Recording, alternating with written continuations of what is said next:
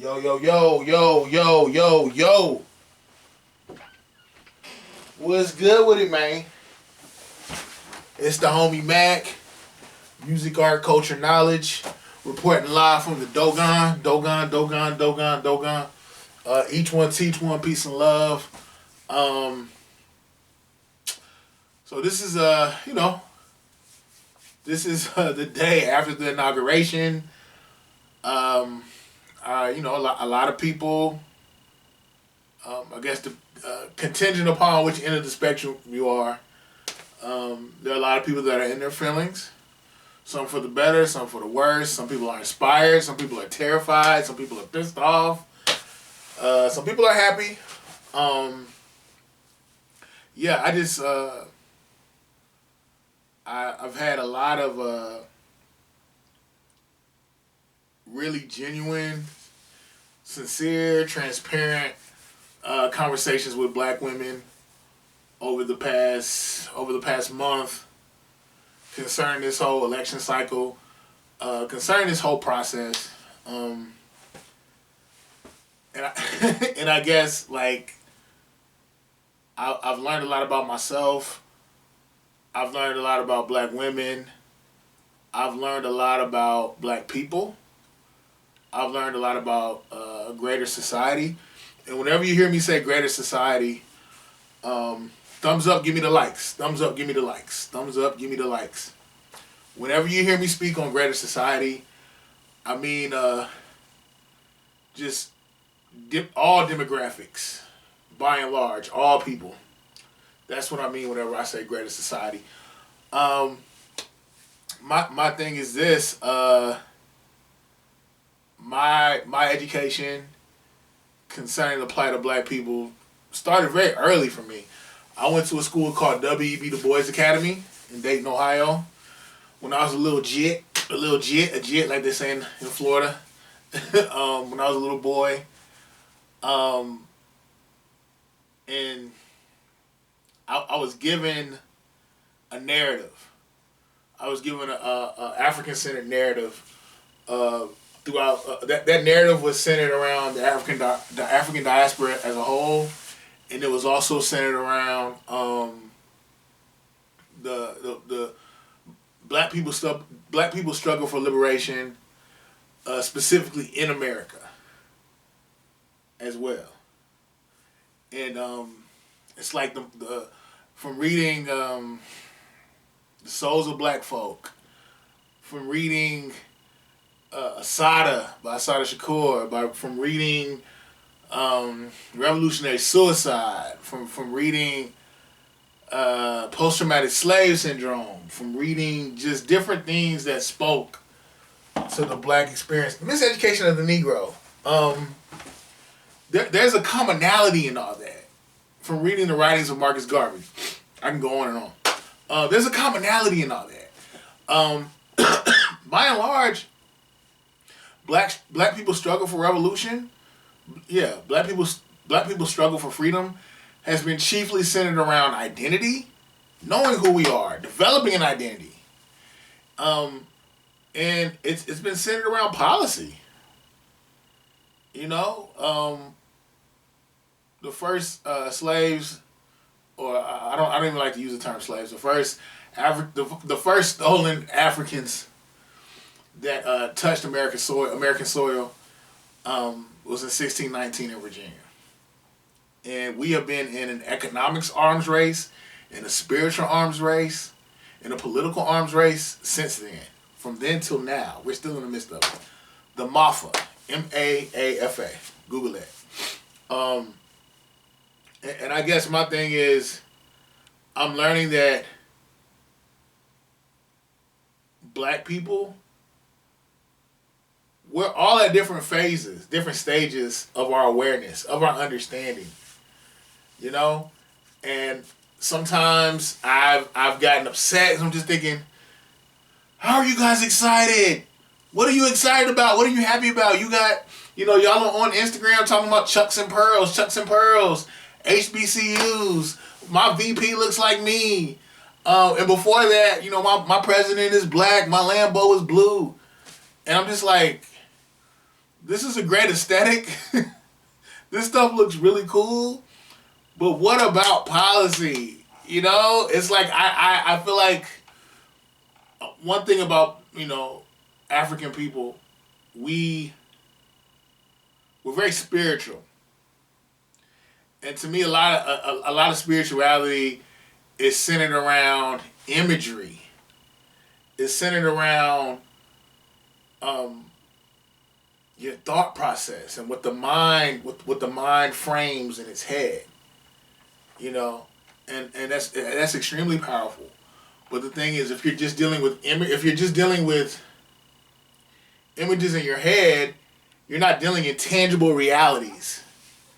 You know, and there has to be a sequence or a balance between the mental and the physical, between the galaxy that is in your head and the material world. You can't just live in your head and ignore the material world. You know, we need policy. And I guess my thing is, black people, especially people that are considered woke or knowledgeable, specifically, we have to be patient with one another. Because the bottom line is, I know for a fact, whenever you're dealing with a black person, there is, and not to say that this is just limited solely to black people, but a lot of times when you're dealing with a black person, you're dealing with someone who has been subjected to more trauma than most. Not trying to play the oppression Olympics, I'm just saying. And, I'm realizing some people, seeing Kamala Harris, with the pearls and the chucks throughout this whole election cycle, or seeing Michelle Obama the inauguration day, with her hair laid and her she looked really good. People seeing Barack, he looked good. That's a win for them. And I understand the power of imagery. I understand power. Power affects self-esteem.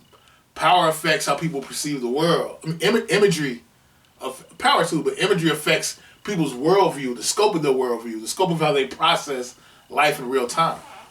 I'm a firm believer in dialectics, that there's a yin and yang to everything, and this yin and yang largely is centered around perception and what you see. They say what the diameter of the diameter of your knowledge is the circumference of your activity, but the diameter of your knowledge is largely influenced by imagery. I feel as though, and I said this a thousand times, like, the greatest thing to me about the Obama administration was seeing two beautiful black girls living in the White House and seeing a black man and a black woman in the White House, and it fomented a sense of family for a lot of people I knew, a lot of black people I know. I knew a lot of black men who were inspired to be in committed relationships or get married, and conversely with women. So I think the imagery is good, but I think, when you step beyond the imagery, when you step beyond the emotionalism, tangibly, black people's quality of life, wasn't really any different pre-Obama and post-Obama. I'm sorry. I think the Affordable Care Act, or what they call it, Obamacare, salute to Barack for that. Thought it was dope. Barack, got a lot of non-violent drug offenders released. I think he did a lot of things concerning criminal justice. Salute to him for that. And I understand that it was unfair for some people to think that Barack was going to undo hundreds of years of injustice, of white supremacist terrorism. There's no way he was going to undo all that in 8 years, in 2 terms. So it wasn't fair. But I will not lie. I was really upset when I found out that Barack was not in favor of reparations for black people. I think that's bullshit. This country was literally built off the backs of my ancestors. This country was built off of free labor, slave labor. The labor of ADOS turned America into a continental global economic superpower. A lot of institutions to this day are where they are because of slave labor hundreds of years ago. And like I said, we do a lot of things for the state of Israel. We do a lot of things for Native Americans, as we should concerning Native Americans. Is the state of Israel, I'm not going to say yay or nay. I guess if you're an evangelical Christian, you may, that's the Holy Land. I don't know. There's more research I have to do concerning that. But I can understand why we give the natives the things that we do, because they were done wrong. They were subjected to genocide on a biological level and a political level. That's terrible. But yeah, I'm just saying all this to say, I see how black women are hopeful, that they're happy seeing Michelle, that they're happy seeing Kamala. But my thing is, we got to go beyond the optics and the aesthetic. We have to make demands. We have to understand that politics is not a gift. It's an exchange. And we have to really be honest with ourselves. What collateral do we have? What leverage do we have as black people? Yeah. I just really want us to not get high off of the symbolism, and that's just that. I'm encouraging people to educate yourself, learn about the little idiosyncrasies of policy, the idiosyncrasies of our government, the different branches of government, how the overall functionality, the scope of our government. I'm still learning about it. I try to educate myself. Educate yourself. Just don't be opinionated. Just don't get caught up in optics. Sister girl, that's my Sarah. Chucks and pearls. That's cool. That's cool. HBCU Howard. Okay, that's cool. But we need tangibles. We need tangibles. It is what it is. I'm not trying to rain on anybody's parade. I understand that everybody's level of understanding and their consciousness is at different phases. And I just want us to hold the Democratic Party accountable. I want us to know that we're better than an aesthetic. We're better than a hashtag. We're better than a slogan. We need tangibles. And I be feeling hella weird sometimes. I'll be like, all these black people are excited about Kamala. Kamala is called Joe Biden a racist. Like, what y'all excited for? Kamala has